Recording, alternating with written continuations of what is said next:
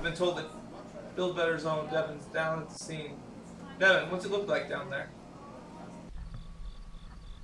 Thank you, John. As you can see behind me, we have an aftermath of a devastating battle between what I've been told is a Leviathan and a giant robot. I'm going to try and get a word with somebody around who might have seen the battle. Excuse me, sir. Sir, can you come here for a minute? Yeah. What's your name? My name's Joe. All right, Joe. Can you tell me a little bit about the battle that took place? Well, this Leviathan was just minding his own business, walking in the hood, alright? And then this just giant robot just picks a fight with him and just smacks him in the face. So Leviathan, trying to not get disrespected, drop kicks him into a building. And personally, I liked it. Alright. Yeah. Alright. Not quite the response I was expecting. Apparently we have a giant battle enjoyer over here. Yes, sir. This is on the say hi. Anyway, thank you. Alright, back to you, John. What's going on, guys? It's John from Build Better. Vito as well. And we're going to bring you our second spoiler for today. We've got the 3/3 Turtle Shell Leviathan. He's a 4/4 with 2 wounds because he is one of the lumbering. And the lumbering so far seem to all have 2 wounds. Which is decent because your opponent gets to choose who they attack. Like all the other Leviathan, he has the one-of-a-kind creature. And his keyword is Berserker. So obviously every time he attacks, he gets +1/+1. What are your initial thoughts? I think he's really good. I think he is a pretty strong 3-drop at 4/4 with 2 wounds. But that Berserk, you're definitely going to attack the first turn you have him out. Right. And now he's a 5/5. He's worth 5 XP. And if he can survive a turn, I think that's really where his strength is going to lie. Yeah, definitely. Like 5/5 is already like above average for a 3. Yeah, it's a 5-drop. I mean, he's Wolverine. Yeah, Wolverine does become a 5/5, doesn't he? No, he becomes a 6. Or he becomes a 6/6. So he's a Sabertooth. He's a Sabertooth. He's a Sabertooth without Ferocious. But he also comes down a turn earlier. Mm-hmm. And yeah, and like I said when we first saw him, when we first received him, I'm like, man, he survives 1 turn. He's a 6/6.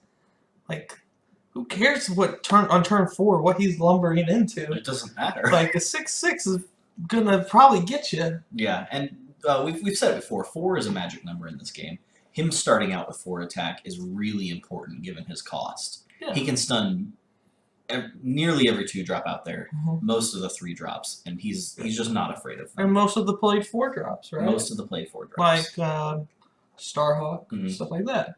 Yeah, dude, this guy's pretty solid, I think. Like, I know a lot of people that are turned away from the lumbering mechanic, right? Mm-hmm. But honestly, I don't know like how hard it's going to be to like make your opponent's board a board where no matter who this guy attacks into, you're going to be fine with it.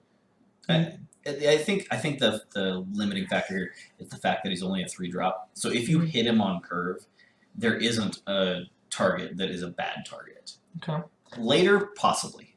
Let's talk about one of their plot twists real quick. Okay. The only plot twist we've seen so far. And I know there's been a few people who are like, why does it hit both people's resources? Well, first off, if it hit one person's resources, that would be absurd. It'd be busted, is what we call that. But, like, let's think about this. Let's live in magical Christmas land where you are going first. Mm-hmm. Play this guy on turn 3, swing him into their 2, right? Or maybe you use our earlier spoiled card, Crusher. Sorry, yeah, Crusher, and KO their 2 cost, and then swing this guy into their 1 cost or their MC, right? Then you use the plot twist we've seen, property damage. Yeah. Let's say, again, we're going to live in magical Christmas land for just a minute. Of course. Because that's where all my decks start.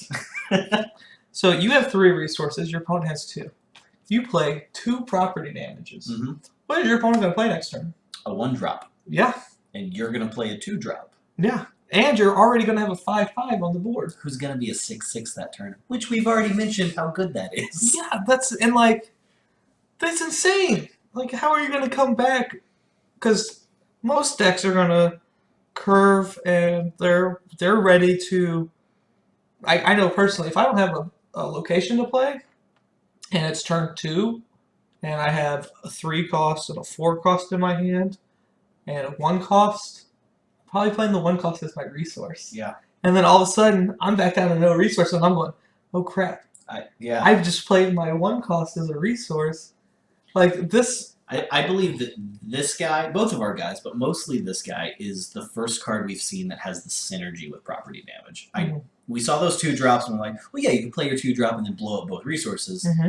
But they were only on 1, so it's not as good. I really think this guy, because he has Berserk, is the strength of blowing up both players' resources. Yeah, because he's only going to get bigger. I think there's something to be said about buying a few extra turns to let this guy fully develop into this monster. Well, yeah, Leviathan. Without. I mean, not to mention that you're going to be gaining XP every single one of those turns, and next thing you know, you're going to be an 8/8, and they have 2 resources. What are you gonna do? What are you gonna do? Yeah. So I don't know. And if they can't deal with him in those 2 turns, how fast is your Leviathan mother gonna level up? Pretty fast. Pretty quick. 5 1 turn, 6 the next. That's 11, 17 after that. Yeah, dude. The 30 was a big number when we first saw it, but these cards are making that number a lot smaller every day. Right.